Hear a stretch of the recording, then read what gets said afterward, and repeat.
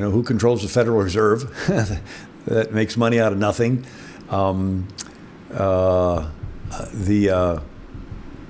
Who shot Kennedy? I think they released some information, but I think there's stuff that they haven't released. We still didn't get the answer, right? Who did it, right? Yeah. I think there were people inside of the government that were a part of it. Anyway, I don't know. That wouldn't be my first question. Okay, so let's say they give you a list of names that control the Federal Reserve, right? Or they even control the whole America, the deep state. You get a list of, let's say, 10 last names. You as a president, would you expose it to the public? Yeah. I mean... Not afraid of chaos? You think people can handle the truth? Yeah. I would always... So the King of England wanted to control the press.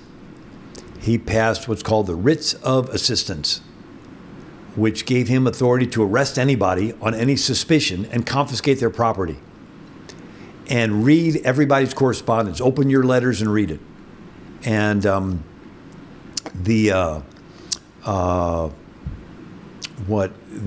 was one of the things that caused the Americans to want to rebel against the Writs of Assistance. And John Adams was there. It's Quincy. Forgot his first name. I've been speaking all day, but anyway, they would quarter in your house. There were no British barracks in America, and the British soldiers would show up at your house and eat your food, sleep in your bed, and you'd have to sleep in the attic, right? I mean, they were doing all this stuff, but it was concentrated power in the hands. One of the big issues during the pre-revolution was the king insisted on paying the judges. And we're like, oh, fine, who cares who pays them? It's like, no. The founders understood that your loyalty goes with your paycheck. And once the king started paying the judges paychecks, if you were a patriot and you went before that, you wouldn't get justice. And so the founder said, you know what? The King of England's the most powerful guy in the world. We experienced what it's like under concentrated power of somebody that thinks he's doing what's right, and we don't like it. Let's trust the people. Let's take the Tower of Babel and scatter it. Let's take the power of one person ruling top down through fear, and let's trust the people. The people may make mistakes, but let's trust the many rather than the few. A jury was a very important invention or thing that they instituted. So instead of a king-appointed judge deciding your fate, you have a jury of 12 of your peers. And all you need is one to disagree, and you're off the hook. This was a security. It was trusting the many rather than the few. Throughout world history, it's always trusted the few. Trust these elites. They know a little bit more. They're better. It's like, no, let's trust the people. There's even a difference between Catholics and Protestants. Now, spiritually, God can use any denomination. Jesus can reveal himself to anybody in any denomination. But as far as the impact on a culture, you look at a study was done by a guy named Robert Woodbury, Baylor University, and he studied the countries that Protestant and Catholic missionaries went to in the 1800s all around the world. And then he studied those countries today to see which ones are more prosperous and which ones are not. And he found out the countries that the Protestants went to, they taught everybody how to read so they could read the Bible. And it produced a literate populace.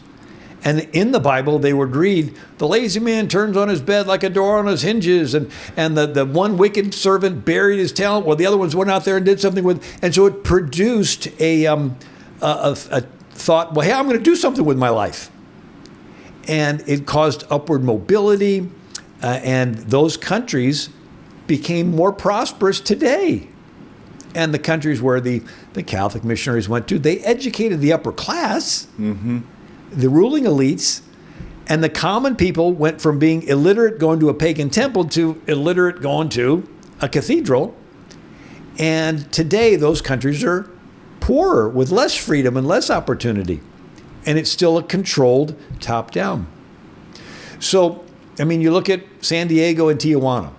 I mean, there's just the same, it's just one border, but it's the same beach, the same ocean, the same land, the same air, the same ethnicity for all practical purposes, right? And largely. But one side is crime-ridden, and the other side is very, very prosperous. What's the difference? It has to be something other than, race or, whether air or water. It's an intangible. It's a thought. And it goes back to what I believe is a biblical teaching and of everybody being taught the Bible. You look at Europe, and it was all kings. And then the printing press was invented, 1454, Gutenberg. And then Martin Luther translates the Bible into German. They quickly rush it, and it's printed, and it goes everywhere. And now for the first time, the common people can read the Bible for themselves. And prior to Gutenberg, every Bible on planet Earth was hand copied. Mm-hmm. But now everybody could have it. And so what did the pastors do? The pastors transitioned from being the intermediary between these ignorant people that can't read, and the priests were the educated ones that could read the Bible in Latin, and they would tell the people, they would be the intermediary between God and the people, and they would be able to take the Bible teaching out of the holy language of Latin and explain it to the people, but they were the intermediary. But once everybody could have their own copy of the Bible, pastors began to say, okay, let me help you to read through the Bible. You get in the habit of reading through it yourself. And the biblical literacy of the congregation would rise, and it formed a congregational form of church government. And then when the Pilgrims came to America, they took it and they made it their government, their civil government. They took this bottom up. There's 6 stages. And historically, and I know I've been talking all over the map, but this is sort of interesting. I put a book together called Silence Equals Consent, The Sin of Omission. You can get it on Amazon. But the first stage is kings ruled over the government and ruled over the belief, the church. Mm-hmm. Nebuchadnezzar, he's over the Babylonian government, and he's over their beliefs. You bow to my statue, right? The kings, King Henry, he's over the king, and 1535 had the oath of supremacy where you had to acknowledge the king as the head of the church. Mm-hmm. And if not, you're a criminal. And you get canceled and you get fired. So the king was over both. But but then you have a transition period where the popes pulled the church out from underneath the king. It was about a 1,000-year process where the popes would say, no, king, you're not going to have authority over the church. Right? A lot of Protestants criticized the pope, but this was a big step. Now, the kings didn't like that, and they would always insist that they wanted to appoint the bishops. And the popes would always threaten to excommunicate the king if they did. But it was pulling away of church government was now separate from civil government. Then the Reformation comes along and flips and begins this process of a bottom-up church government versus a top-down church government. Mm-hmm. And when the Pilgrims come to America, instead of landing in Virginia and submitting to the king's government, they're blown off course to Massachusetts. And the captain says it's too stormy and dangerous to sail anymore. Get off. And they go, we don't have a government. They take their covenant congregational church government and they make it their civil government. Their Mayflower Compact. We, in the presence of God, covenant ourselves into a civil body politic. It's a polarity change in the flow of power in the womb of the Mayflower, the ship. It's just 102 people. We're all going to agree, and we're going to submit to what we agree upon. A covenant form of government under God. And that flipped the government from the top-down king to a bottom-up we the people.